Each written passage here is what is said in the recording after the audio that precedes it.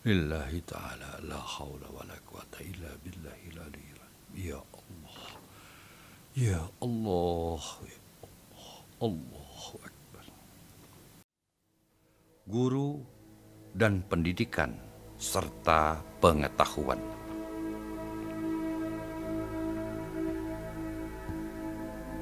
Selalu saja seseorang mencari guru atau mencari sang bijak atau mencari seorang mursyid berdasarkan pribadi dari sosok sang guru atau sang bijak atau sang mursyid itu sendiri. Padahal seseorang menjadi guru atau sang bijak atau sang mursyid adalah untuk mendapatkan pengetahuan, pembelajaran atau ajaran beliau. Namun kita selalu saja terjebak dengan figur seorang sosok. Berarti kita bukan mencari sebuah pengetahuan, melainkan hanya mencari sebuah sosok manusia untuk dijadikan guru atau panutannya. Apakah bukan sebaliknya kita berpedoman bahwa jangan melihat dan mendengar siapa yang mengatakan, tapi dengarkan apa yang dikatakannya.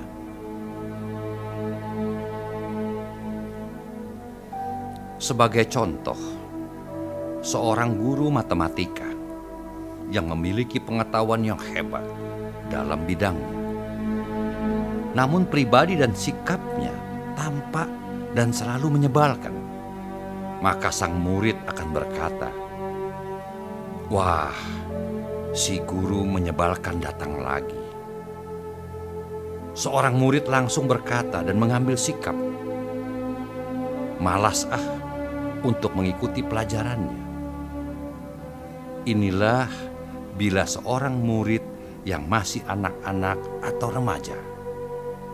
Mereka memang bukan ingin mencari pengetahuan, melainkan mereka memang sedang mencari seorang sosok untuk kecocokan dan kesenangan serta ketenangan dalam pikiran dan hatinya.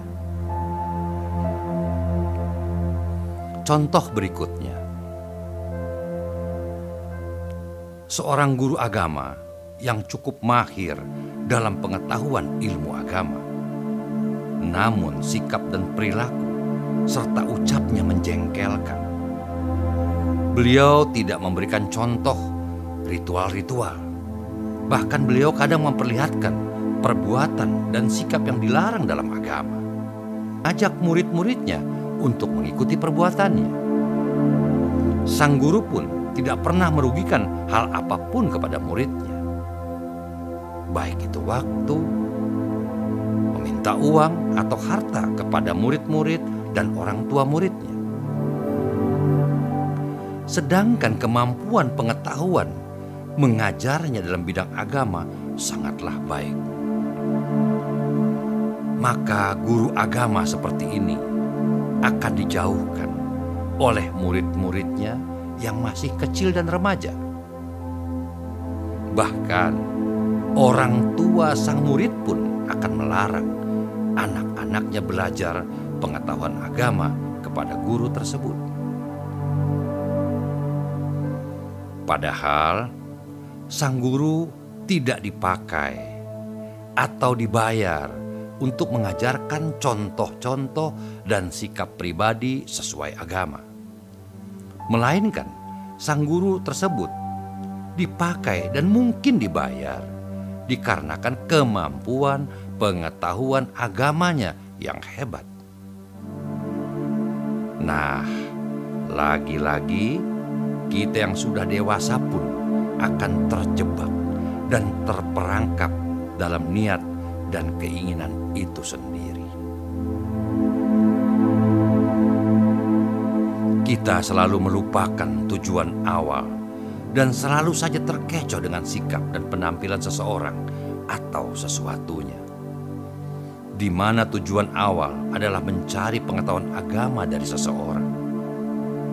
Bukan untuk mencari pengetahuan tentang contoh-contoh kepribadian atau mencari contoh tentang sikap dan perilaku dari seorang sosok guru agama.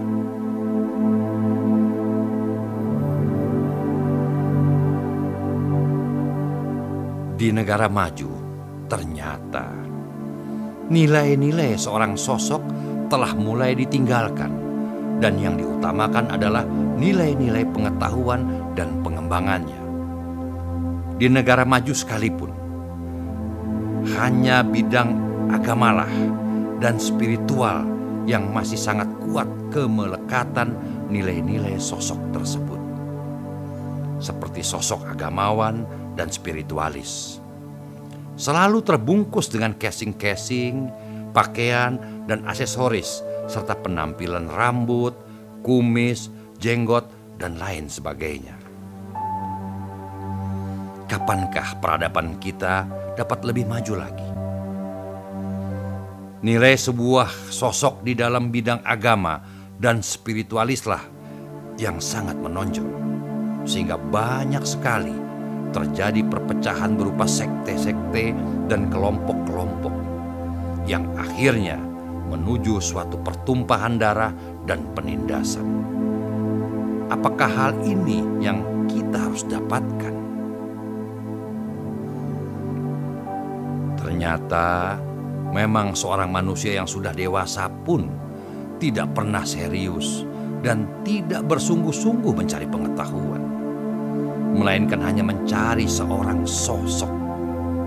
Mencari seorang sosok.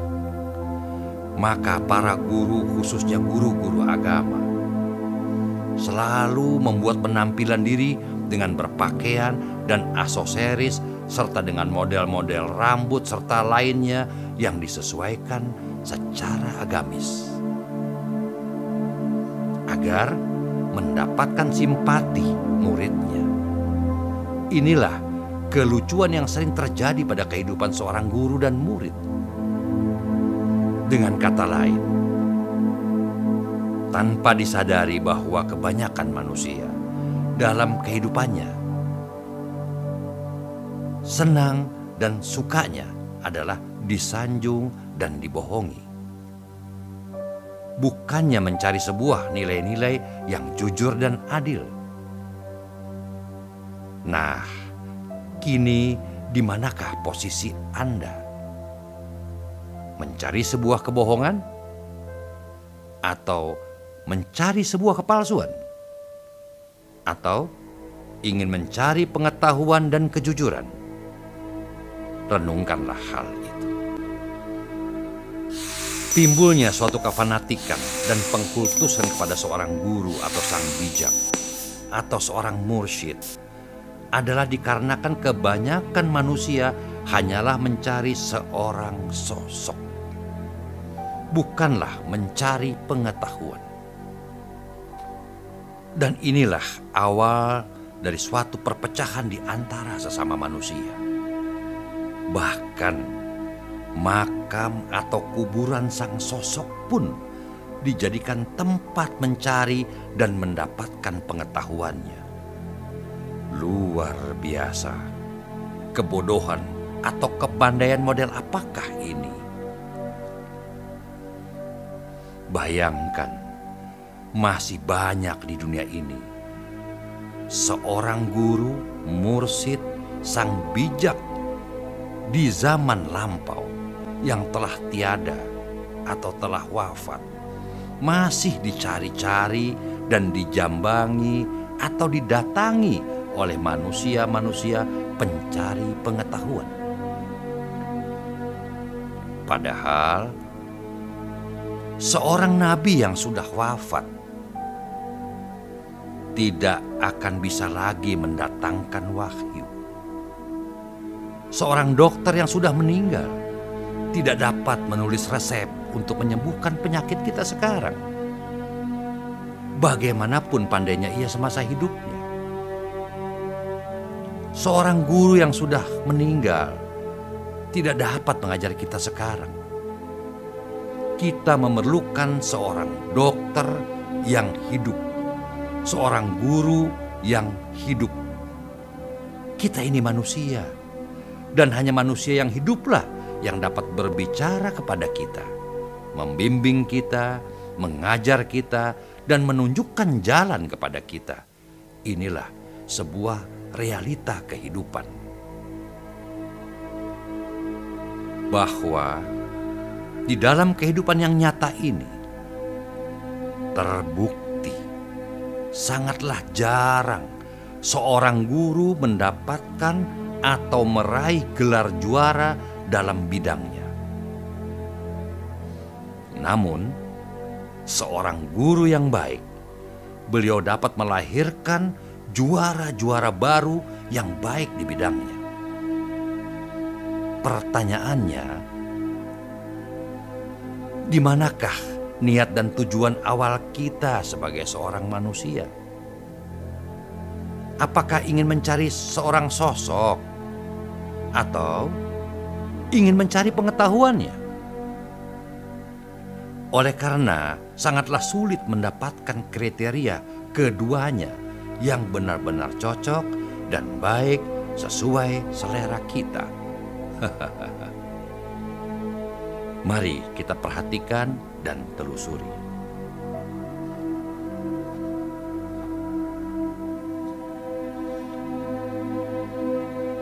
Pengetahuan bisa didapat hanya dengan sebuah dedikasi.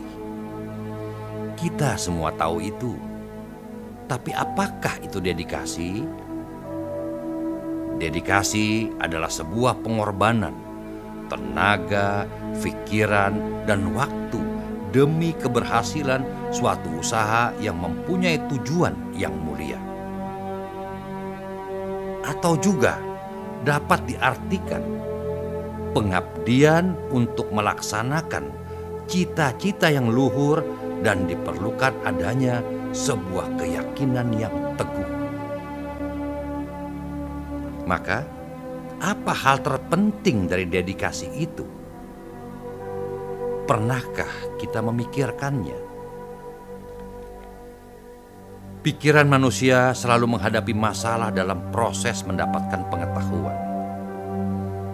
Kadang ada seorang murid yang iri pada murid yang lain. Kadang ada murid yang meragukan apa yang telah diajarkan.